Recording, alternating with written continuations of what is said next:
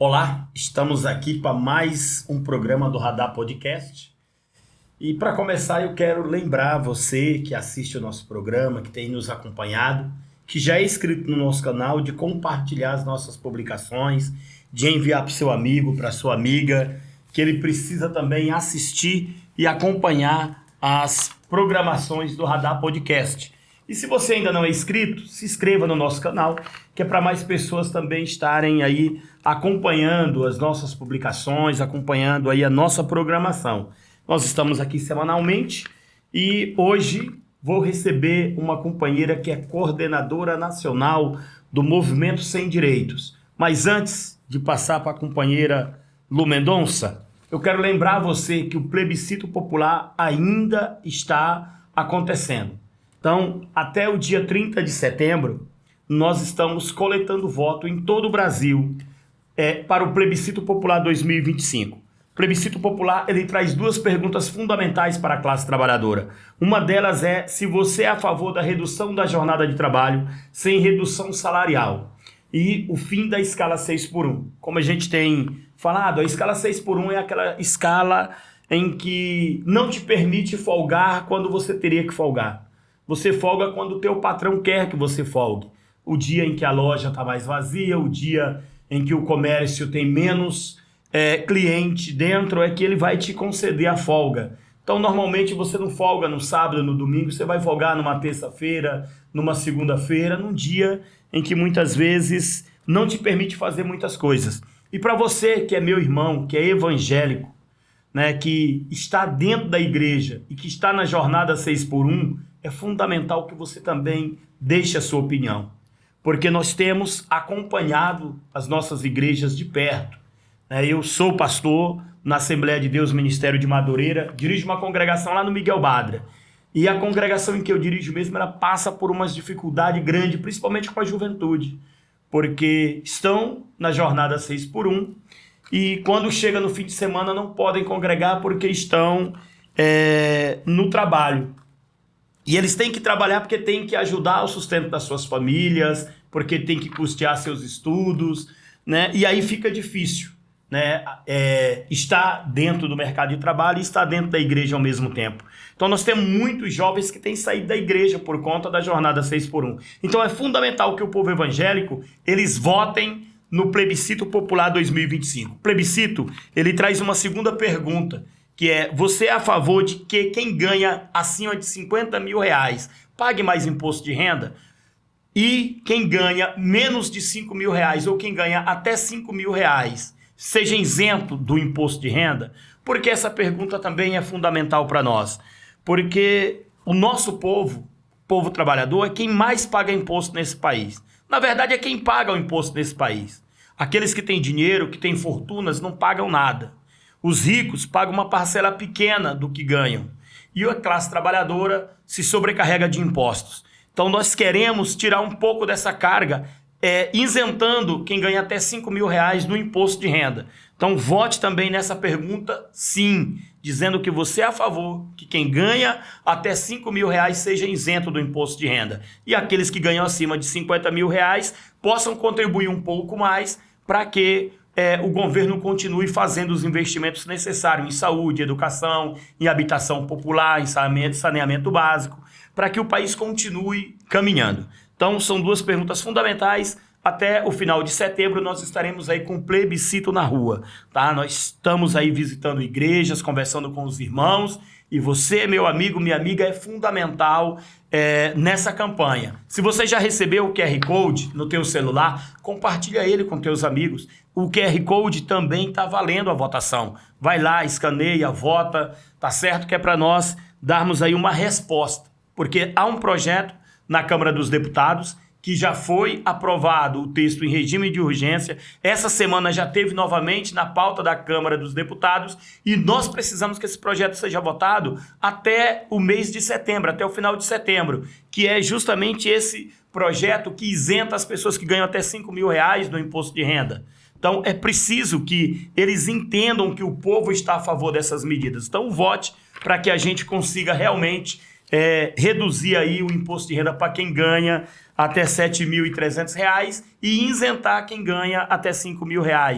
Tá certo? Esse é o meu recado. E agora eu quero conversar com a companheira Lu Mendonça, que é coordenadora nacional do Movimento Sem Direitos, uma companheira que tem desempenhado um trabalho maravilhoso.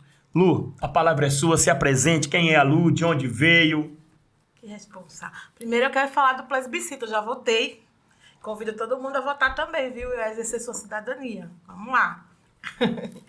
Eu sou Lu Mendonça, eu sou de Recife, sou coordenadora nacional do Movimento Trabalhadores Sem Direitos, né? E venho de uma trajetória, sou ambulante, sou trabalhadora informal há 25 anos. E a minha luta vem aí dessa trajetória aí do meu trabalho já ao longo de todos esses anos. Certo. E lá no Recife, o que você fazia por lá? Então, eu sou ambulante, né? Lá em Recife eu trabalhava nas ruas. Eu trabalhava numa das principais ruas de comércio lá de Recife, que chama Rua 7 de Setembro. É como se fosse comparada a uma 25 de março aqui em São Paulo. Era uma rua muito movimentada e eu vendia vários tipos de produtos. Eu enfrentava sol, chuva, fiscalização. Como passei mais de 25 anos trabalhando, vários prefeitos diferentes, várias formas de tratar os trabalhadores. Então, foi desse trabalho que engajou a minha luta. Eu sentia a necessidade de organizar os trabalhadores, porque eu não aguentava mais correr, não aguentava mais apanhar, não aguentava mais perder mercadoria. E aí surgiu a ideia de fundar uma associação de ambulantes. Perfeito. 2006. Você falando, a gente, na hora, né, a gente começa a perceber que os desafios ou a luta do ambulante, ela é igual em todo o Brasil. Igual. Né? Eu acredito que no mundo inteiro deve ser assim. Né? O trabalhador, aonde tem, né, o trabalhador ambulante, aonde tem essa atividade, eu acredito que da mesma forma, é uma perseguição, embora não haja pleno emprego no país para que as pessoas estejam ali com um trabalho CLT, né, não estejam num concurso público, quando você tenta desenvolver um trabalho para sustentar a sua casa, sustentar os seus filhos, ajudar no sustento com os pais, você é perseguido. Então, isso é uma luta, né, que é muito importante realmente. E como foi a criação dessa associação? O pessoal, os ambulantes aceitaram rápido? Eles se enganjaram? Como é que foi essa batalha lá? Eles tinham resistência, porque existia uma organização lá, um sindicato, que o presidente atual dele era meio pelego, era mais prefeitura do que trabalhador, e eles tinham resistência. Mas aí, fazendo o trabalho de base, de formiguinha, eu consegui convencer, né, 100 trabalhadores a me apoiar na fundação da associação. E aí nós juntamos, fizemos tudo direitinho, formalizamos, fizemos estatuto, assembleia e conseguimos formar a primeira associação de ambulantes presidida por uma mulher lá em Recife, que foi Maravilha, coisa linda. Em 2006. E aí, de lá para cá, a gente conheceu outras pessoas também que já eram organizadas.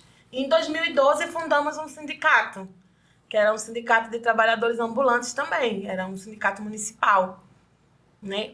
E depois do sindicato, a gente veio pensando em algo maior. E agora, há 3 anos atrás, nós fundamos o Movimento Trabalhadores Sem Direitos. Que aí esse movimento é a organização de vários setores de trabalhadores da informalidade do Brasil. Que aí não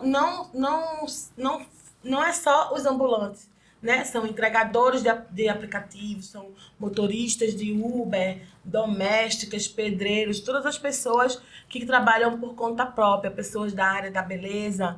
Então, a gente organizou em todo o país trabalhadores da informalidade e fundamos um movimento chamado Trabalhadores Sem Direitos, que é o movimento que eu sou coordenadora nacional agora. Perfeito, Lu.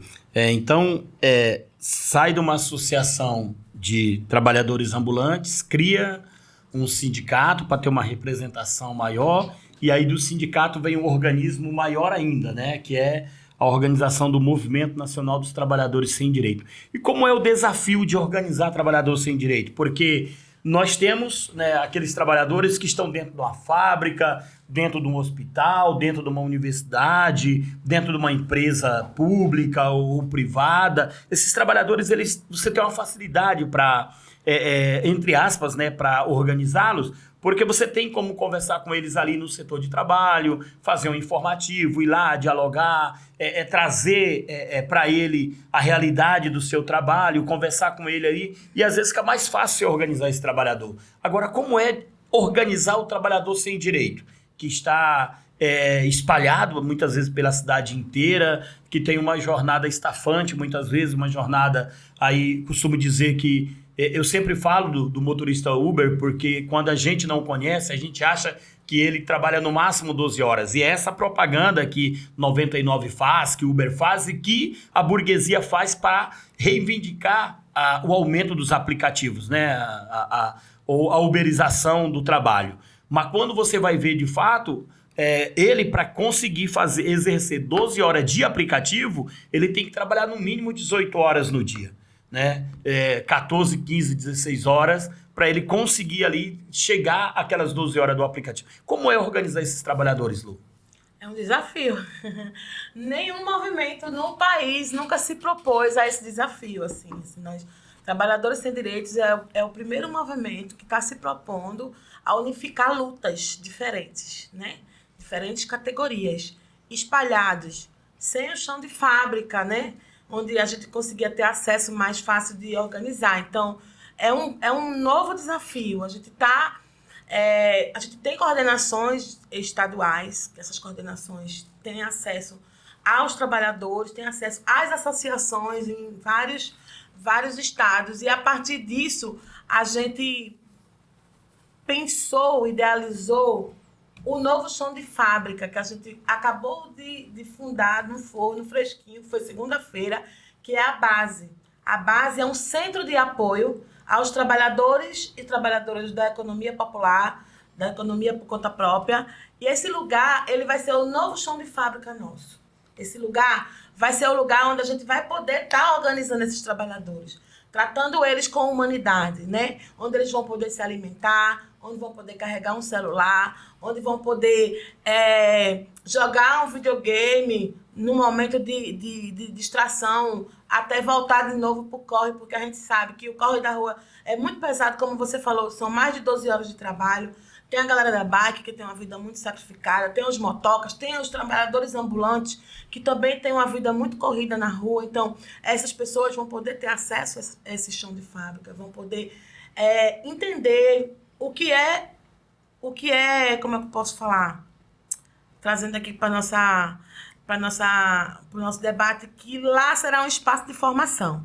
E eles vão poder entender de onde eles vêm, né? Vão poder entender sobre o recorte de classe, que muitas vezes o trabalhador que colocaram na cabeça dele que ele é empreendedor, ele empresário... é empreendedor, ele é seu próprio patrão. Ele é seu próprio patrão, ele acha que ele é dono da vida dele, ele não acha que ele é empregado ou que tem alguém manipulando ele. Mas, na realidade, por exemplo, os aplicativos é quem mais manipulam esses trabalhadores. Porque eles estão lá, eles têm meta para cumprir, eles têm horário para cumprir. Se eles passarem das 12 horas, eles são bloqueados. Eles têm várias formas de manipulação que colocam ele no lugar de funcionário. E assim, ele deixou de ter um patrão, né? E tem três. Vários. Ele, que é o próprio patrão, tem o cliente, que é, né, um patrão, e tem o aplicativo, que é outro patrão. Isso então, quando trabalha para uma plataforma, né, quando trabalha com uma só. Trabalha para várias plataformas. São várias plataformas para poder ter um ganho razoável, né? Então, é um desafio muito grande. E não é patrão, veja. Eu estava fazendo um cálculo com o motorista de Uber ontem. O cara trabalha mais de 12 horas, mas ele paga R$4.000 no aluguel de um carro. A grande maioria paga aluguel de um carro. Aí você vai colocar R$100 de combustível por dia. Vai para a ponta do lápis, dá R$3.000 de combustível. No final das contas, você cai 10 mil na conta do cara, mais da metade vai para os patrões. Vai para os patrões, é exatamente isso. Eu estava fazendo esse cálculo porque assim, e isso quando você pega um carro de 7 mil, porque ultimamente tem aumentado muito o valor do aluguel de carro para aplicativo. Então, quando você pega um carro de 4 mil por mês para você trabalhar, ainda é um carro em que muitas vezes, quando você chama Uber e você olha que é um Mob, você vai lá e cancela, porque você não quer um Mob, você quer um HB20, você quer um Cronos, né? Você quer um Tracker. Então, você olhou, você é um Mob? Não, vou cancelar. Né? Então, você tem todos esses desafios. Em quantos estados hoje está organizado o Movimento Sem Direitos? 8 estados. 8 estados. Quais são? Recife, Paraíba, Ceará, Santa Catarina, São Paulo, Rio de Janeiro, Belo Horizonte. Ai, Jesus! Eu acho que já foram os 8. Foi não, foi 7. Foi falta 7, né? um que eu esqueci agora. Deixa eu ver aqui. Tá certo. Só pra lembrar. Gente, a memória... Eu tô ficando meia velha. A memória tá falhando, mas eu vou te dizer com precisão agora. Nós falamos aqui dos trabalhadores de aplicativo, né? Tanto Uber... Pernambuco, Paraíba, Ceará, Distrito Federal, Rio de Janeiro, BH, São Paulo e Santa Catarina. Perfeito. Nós éramos 5 estados há 6 meses atrás. Nós ampliamos para 8 em 6 meses, né? E construímos a primeira base. Maravilha. Eu assisti, não pude estar lá presente, mas alguns companheiros nossos estiveram lá acompanhando. E eu estava olhando, né, as fotos da inauguração, muito importante. Eu acho que a base ela nasce aí com uma proposta muito boa, né? Eu sou presidente de uma associação de direitos humanos, nós até estávamos discutindo na nossa região que a gente tinha que ter realmente um espaço onde esses trabalhadores pudessem se encontrar ali para ir no banheiro, para tomar uma água, para fazer uma refeição. Durante a campanha eleitoral, inclusive, do ano passado, nós discutimos, dentro de uma candidatura na minha cidade, criar um espaço desse pela prefeitura, né? Só que é um desafio, porque por exemplo, se a prefeitura faz isso, ela compra uma briga com empresas, né, que não querem que isso seja feito. Quando vem do movimento, isso é melhor ainda, porque isso traz para o trabalhador, para aquele que está realmente sofrendo ali, essa visão, esse olhar diferenciado de organização, né, de acolhimento, de humanidade. Então, isso é muito bom, isso é muito importante. Eu acho que a base ela nasce no momento primordial, né, em que a gente tem visto aí o aumento dos trabalhadores por aplicativo e eu acho que isso ajuda muito. Quando a gente fala em trabalhador por aplicativo, normalmente vem a ideia, o Uber, o iFood, os meninos da bicicleta, e a gente vai parando por aí. Só que tem a empregada doméstica, que hoje também tem um aplicativo, tem o pedreiro, que hoje tem um aplicativo. Conta para nós aí como que é, por exemplo, esse trabalho das domésticas. Então, a modernidade está chegando em todos os espaços, né? Então, quanto menos...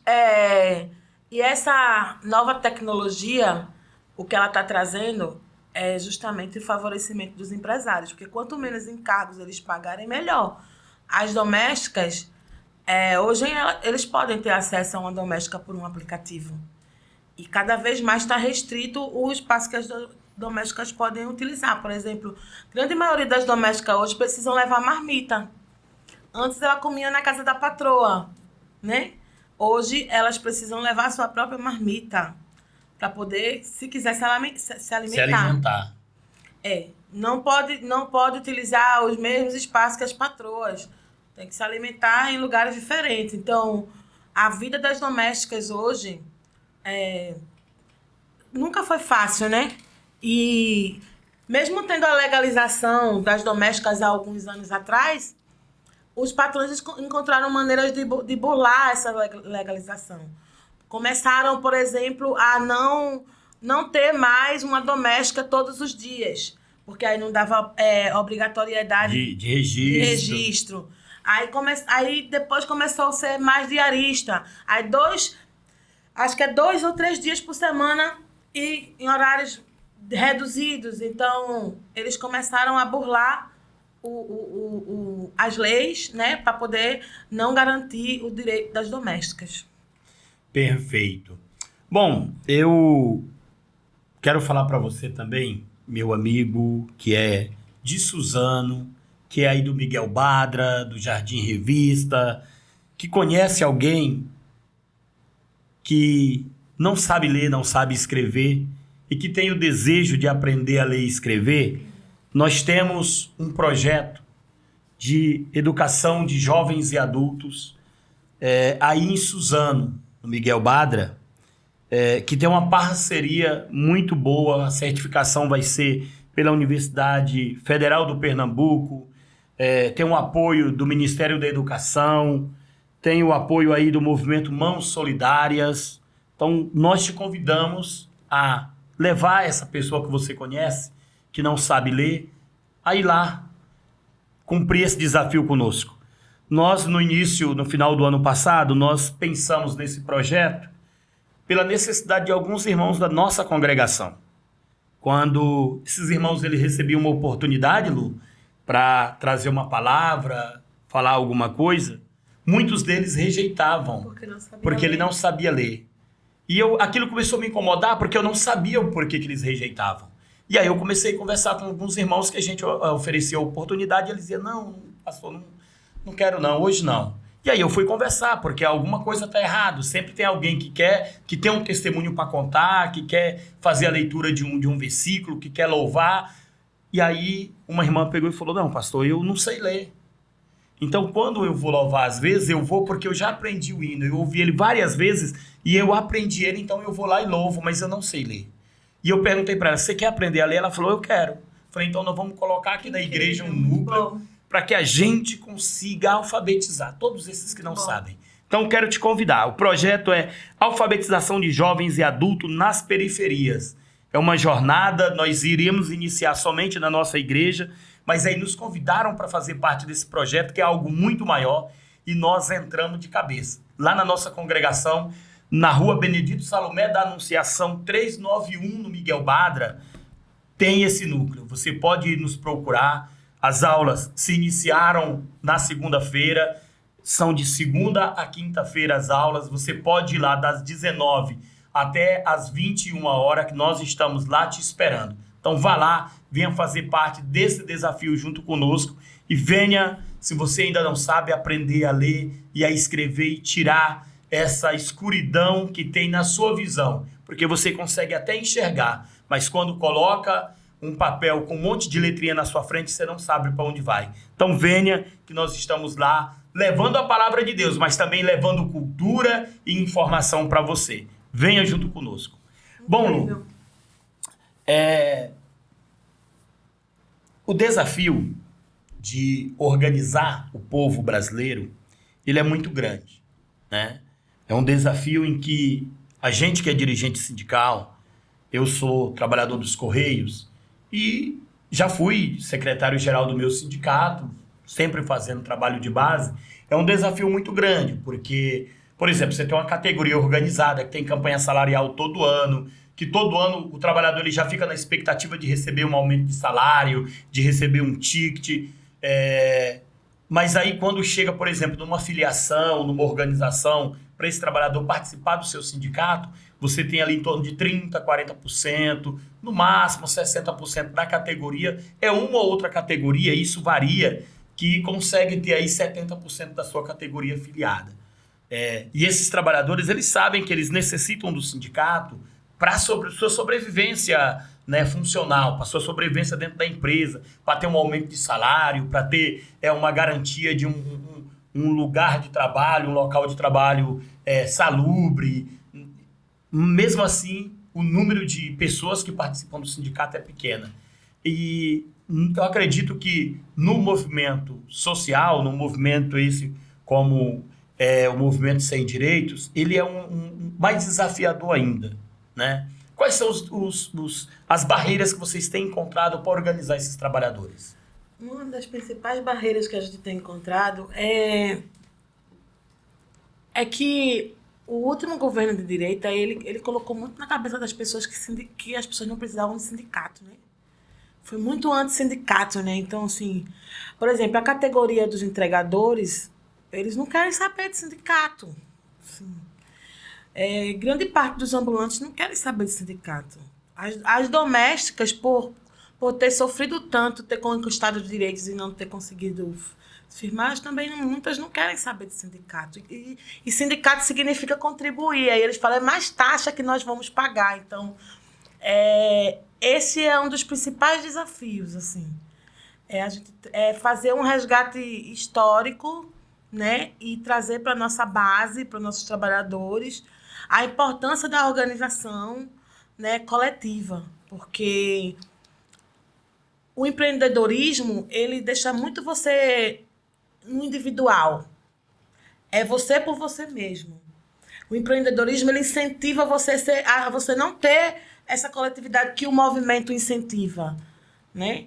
Então, um dos maiores desafios nosso é conseguir levar para a nossa base que a coletividade é a forma mais importante da gente tomar decisões, unificar e conquistar. Perfeito. Inclusive, tudo que nós conquistamos na nossa vida, no nosso país, todos os nossos direitos foram no coletivo, foram com as lutas sindicais, os direitos trabalhistas que foram adquiridos. Tudo foi com luta coletiva.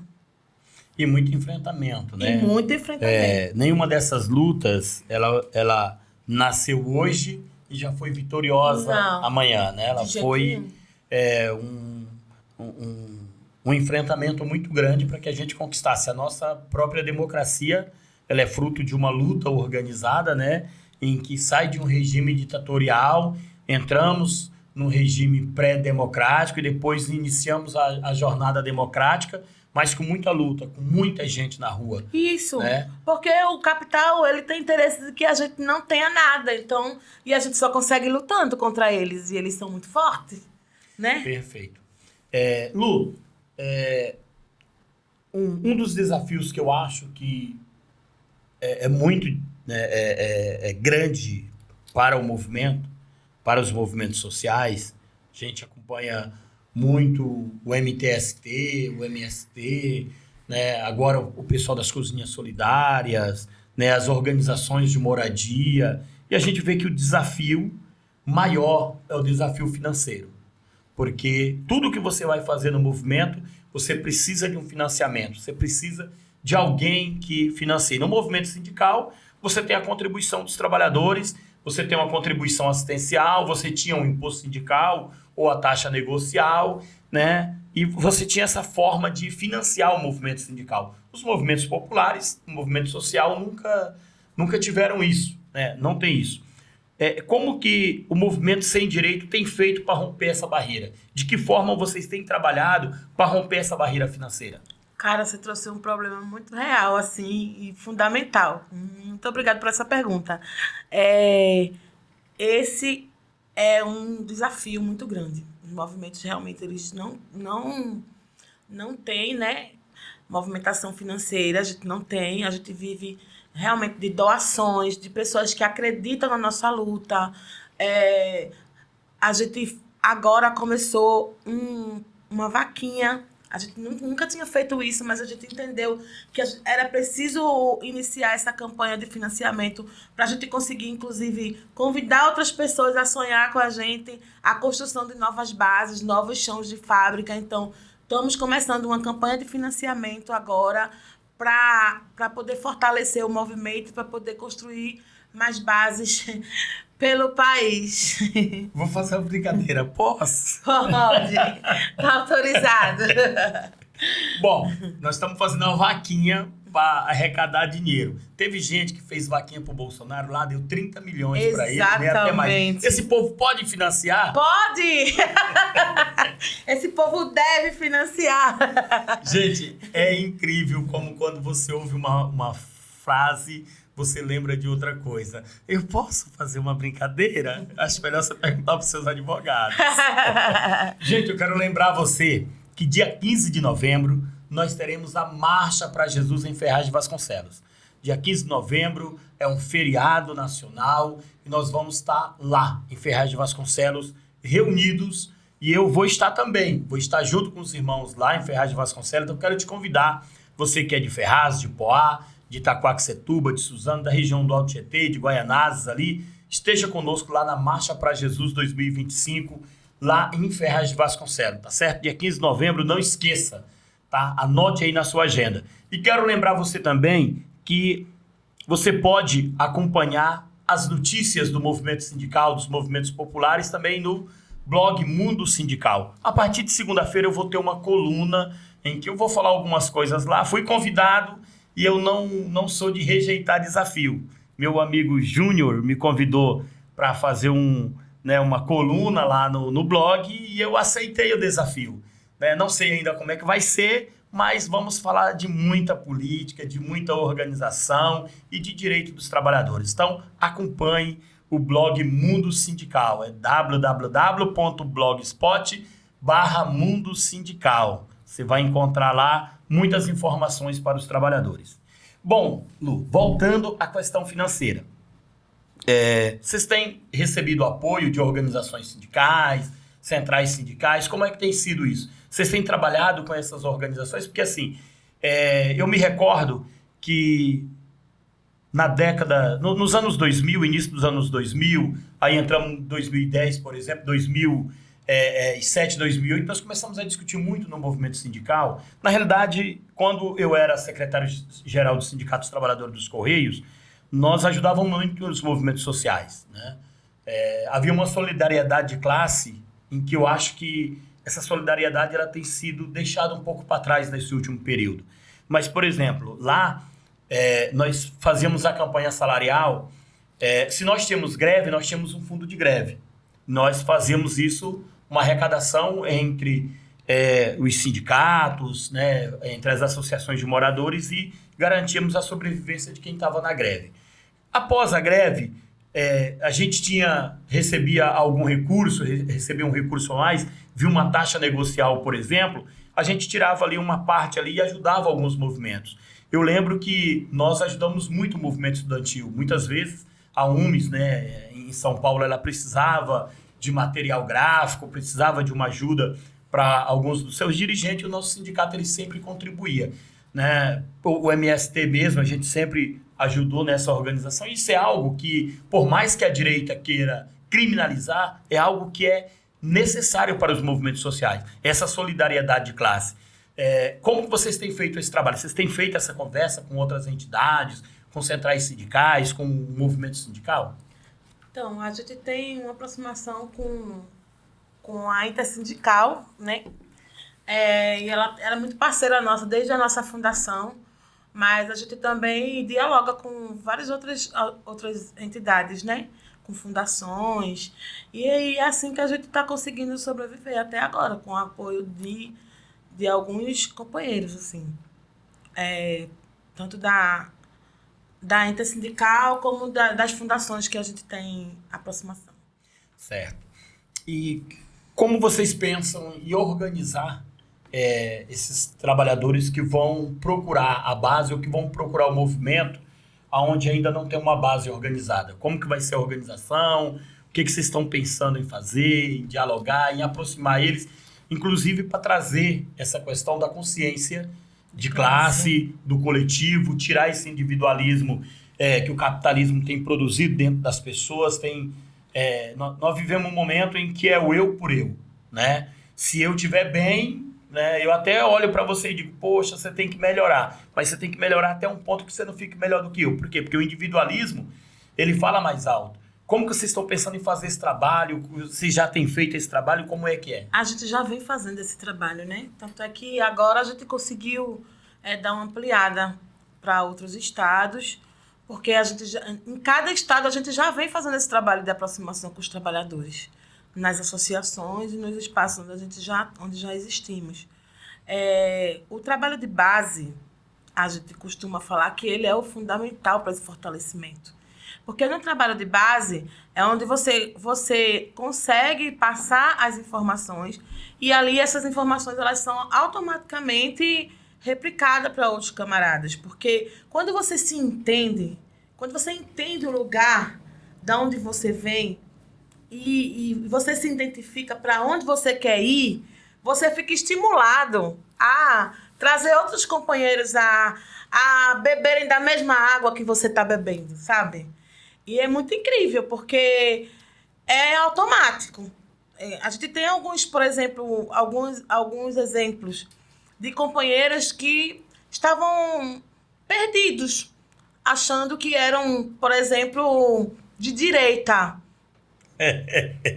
Sabe? Por essa lógica de empreendedorismo, de dono de si mesmo.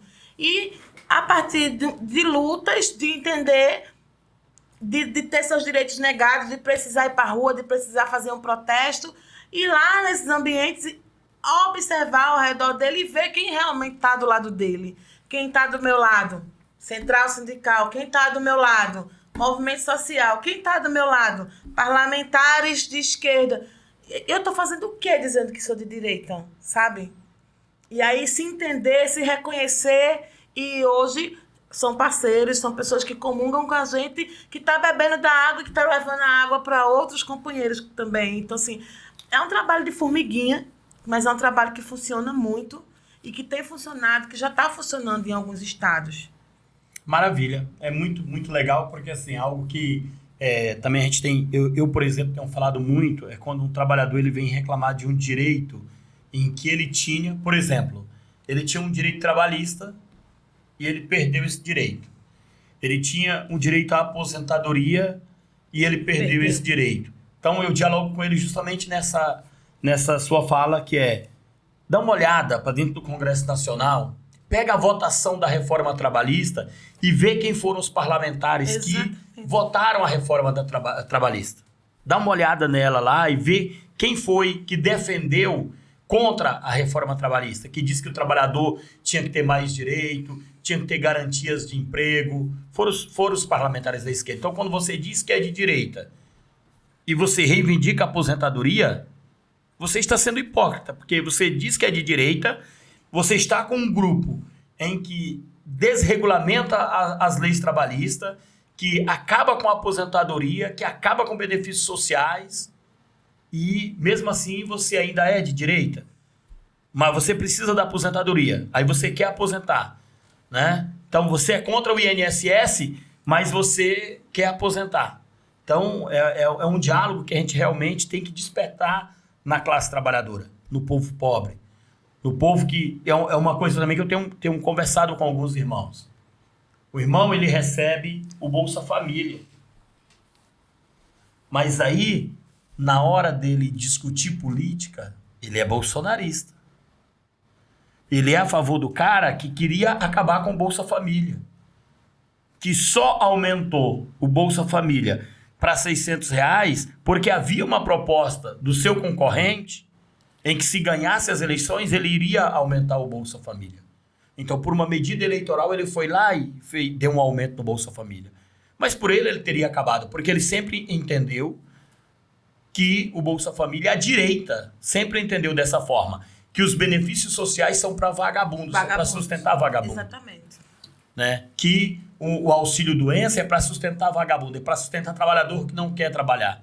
Aí o trabalhador se acidenta no trabalho, perde um braço, perde uma mão, quebra um pé, precisa de um benefício social, ele não tem. Por quê? Porque a direita desregulamentou as leis, acabou com os benefícios sociais, acabou com os benefícios previdenciários. Então é muito importante esse diálogo para que o trabalhador ele consiga realmente ver quem é que está do seu lado.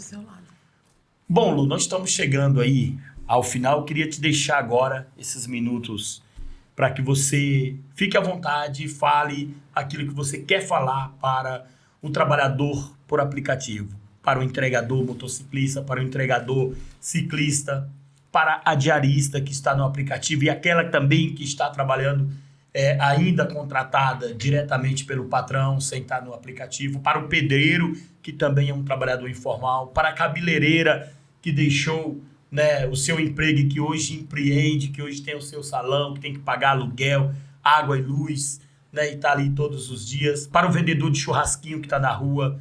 Esse momento é para você dialogar com esses trabalhadores e trabalhadoras. A palavra é tua. Eita responsa. Então, para você, trabalhador e trabalhadora por conta própria, né?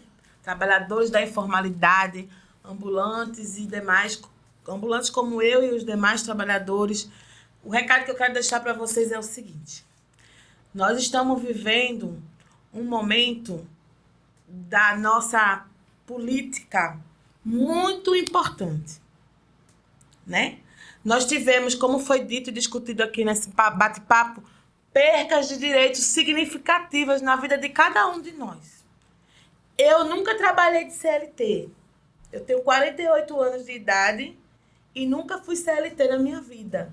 Sempre meus trabalhos foram todos da informalidade. Eu já fui doméstica, eu já fui manicure, eu sou ambulante e eu sou a pessoa flex que faço tudo. Que botar para mim, vou lá e faço. Para poder eu ganhar o meu dinheiro e o meu sustento. Mas o que eu quero dizer para vocês hoje é o seguinte. Nós temos oportunidades que só surgem uma vez na vida da gente. Há quase 8 anos atrás, nós tivemos uma oportunidade e nós perdemos. Nós deixamos ser eleito presidente do Brasil, alguém que destruiu tudo que a gente passou anos construindo. Tudo. Em 4 anos, foram 2 anos de golpe, com mais 4 anos de Bolsonaro, eles conseguiram destruir tudo que a gente passou mais de 30 anos lutando com o nosso sangue, com muita morte, para poder conquistar. E agora nós vamos ter nas mãos, nos próximos anos, a oportunidade de conseguir não deixar que essa galera nos destrua mais. Foram muitas mortes na Covid, né? Você lembrou aí da brincadeirinha que ele fez com o Xandão? E é tudo muito real, porque tudo que eles fazem parece uma brincadeirinha, mas o que eles estão fazendo no Congresso hoje é muito sério. Eles estão manipulando tudo de uma forma que nós, que estamos aqui na base, na ponta, somos mais atingidos cada vez mais. Então, abram seus olhos. Não gosta de política, mas a política move nossa vida, nossa comida, nosso gás. Tudo que a gente faz depende da política. Se a gente não falar de política, a gente não tem direito de reclamar de nada. Vamos aceitar tudo calado. Então, vota errado e reclama também não pode, né? Tá votando errado e reclamando, por quê? Não pode. Então, vamos aprender a votar, galera. Vamos aprender a pensar nas coisas sérias da vida. É a nossa vida, é a vida dos nossos filhos. O colega me trouxe para uma reflexão essa semana que eu achei super importante. Ele perguntou para o outro assim, você tem filhos? O cara falou, tenho. Por quê? Assim, você já pensou qual é o legado que você vai deixar para os seus filhos? O que é que seus filhos vão passar daqui para frente, para o futuro? O que você vai fazer hoje vai refletir no que seus filhos vão viver no futuro, nos seus netos. E o que eu quero para a vida dos meus filhos e dos meus netos é que eles tenham um dia muito melhores do que o que a gente está vivendo agora. É isso mesmo. Essa é a nossa luta, essa é a nossa batalha, Lu. É isso. É isto? É isso. Bom, gente, nós chegamos ao final de mais um programa e eu quero lembrar para você novamente de curtir, compartilhar, se inscrever no nosso canal. Não deixe de curtir, de compartilhar e de se inscrever. E esse programa de hoje, eu quero que você compartilhe mais ainda. Porque existem milhares e milhares e milhares de trabalhadores e trabalhadoras que estão já agora, nesse horário, provavelmente cumprindo as suas 14 horas de jornada. E ainda, se tiver acabado o gás hoje em casa, talvez o seu dia de trabalho pode ser que ainda não tenha conseguido o dinheiro para comprar a comida e pagar o gás. Por quê? Porque é a sobrevivência do povo trabalhador brasileiro. É o sofrimento que o povo trabalhador brasileiro passa para ter um pouquinho de comida na sua mesa. E o que nós temos feito nesse último período é lutar para que isso aumente.